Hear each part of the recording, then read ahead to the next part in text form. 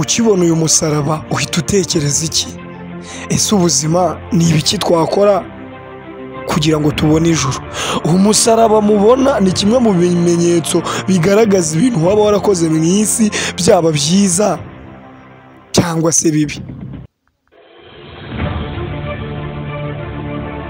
Mbere na mbere kugira dukomeze ikiganiro cyangwa se dukora iki cyegeranyo, reka mbanze suza abakristu bose, haba abari mu Rwanda, abari mu mahanga n'abari ruhande hagiye hatandukanye, haba mu nkike z'igihugu, abari mu majyepfo, amajyaruguru n'amajyepfo, mwese mbanje kubasuhuza.